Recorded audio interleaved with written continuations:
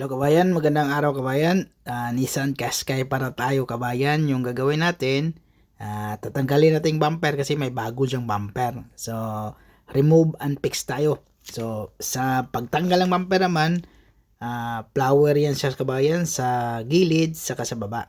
Tapos yung molding, tatanggalin natin yung molding kasi may 10mm dun sa baba. So, saglit lang tanggalin yung molding na yung kabayan. Walang problema. Hindi din mabasag. Yung clips, walang problema. So, tinanggal ko na yung sa gilid. Tapos, sa taas sa gilid ha, yung nakakonekta sa fender. So, 10mm yan sa kabayan. Pwede din sa Phillips screw. Tapos, yan, nakaklip na yan. Yan. Iangat natin. Yan, ingatan natin. Baka masira yung pintura. So, walang problema kasi bago naman yung bumper. So, iangat natin. Natapos na yung sa gilid. Tapos, sa baba din, mayroon din yung flower dyan. Tapos, mga clip na yung sa gitna.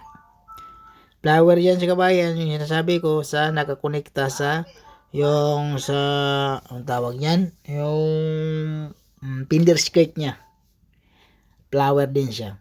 Tapos clip na yan sa kabayan, yung sinisikwat ko, mga clips na yan. Tapos parang kuha na siya kabayan na yung grill sa taas, kailangan mauna yan siya tanggalin. So hiwalay. So parang Toyota Corolla, yung grill sa taas kailan tanggalin mo muna bago yung bumper. Hindi kasama yan siya kabayan. So unahin natin yung grill sa taas kasi may nakaklip din sa baba.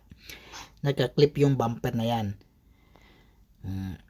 Tapos sa baba, so yan, kabila na naman tayo na side. Yan. O tanggal na yung, yan, tapos sikwatin natin yung molding sa fender. Yan, tapos mayroon doon sa gilid yung 10mm na pwede sa Phillips screw. Tapos sikwatin natin, paluin mo sa baba, tapos sabay angat doon sa taas para hindi iwas masira.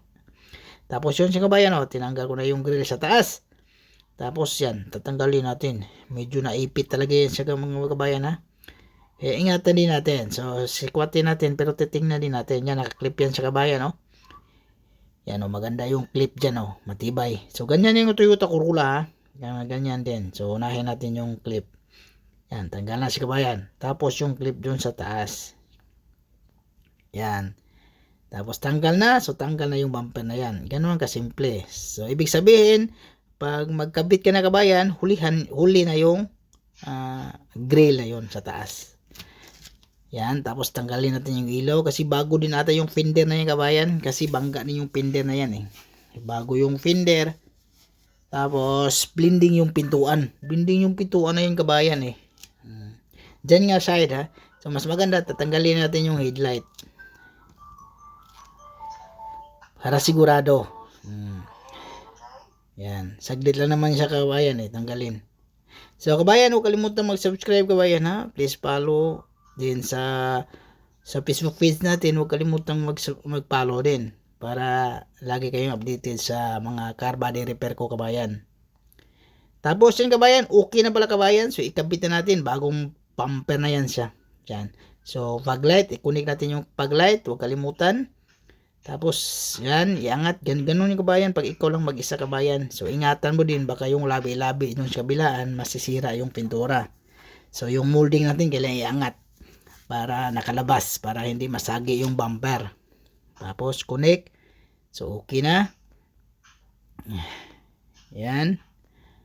Yan Tapos paalala pala kabayan, pag ganito talaga kabayan, pag bumper kabayan, yung sasakyan kailangan talaga siyang i-scan. Scan saka yung nung tawag yung isa kabayan, calibration. So iba na talaga yung mga bagong modelo ngayon, kailangan talaga calibration. Ano problem? Oh. Okay, see. No problem, sí. Tú Merci, sí.